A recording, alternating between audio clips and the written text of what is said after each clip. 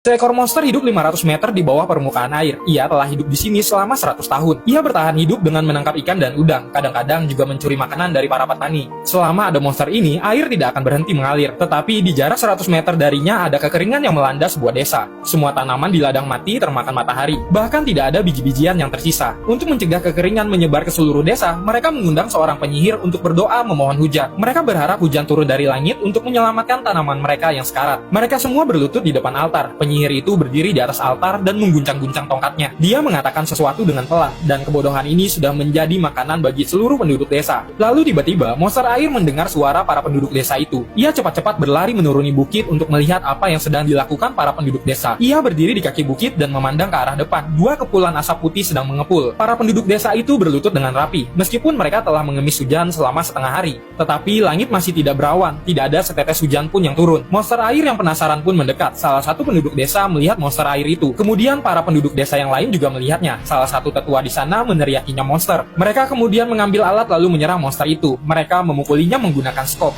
Tangisan monster itu pun menggema di seluruh daratan. Akhirnya monster itu pun babak belur dan memar-memar. Para penduduk desa mengikatnya menggunakan tali. Monster itu memohon kepada mereka agar dia dilepaskan. Ia bukanlah seorang monster, tetapi para penduduk desa yang bodoh hanya mempercayai apa yang mereka lihat. Mereka menggunakan tali untuk menyeret monster itu ke atas altar, bermaksud untuk mengorbankan monster itu ke surga, berharap hujan akan turun. Monster itu melihat ke langit, matahari yang panas membakar kulit tubuhnya. Air yang ada di tubuhnya pun seketika berubah menjadi keringat. Monster itu kemudian berteriak. Dia hanyalah seekor monster kecil yang tinggal di bawah air sepanjang tahun. Dia tidak pernah melakukan apapun untuk mencelakai para penduduk desa, tetapi hari ini dia diperlakukan seperti ini. Monster itu diikat di altar selama 1 hari, dan pada keesokan harinya, monster itu memohon hujan kepada langit dengan caranya sendiri. Pada saat itu, langit pun berubah menjadi gelap. Hari yang cerah seketika berubah menjadi mendung. Tak lama kemudian, hujan pun turun membasahi bumi. Para penduduk desa melihat ke langit dan bergembira. Mereka menyadari bahwa itu berkat monster air itu. Mereka naik ke altar untuk membiarkan monster air itu pergi. Tetapi monster air itu sudah tewas di atas altar. Para penduduk desa pun merasa bersalah dan merasakan penyesalan yang sangat luar biasa melihat monster itu dalam diam.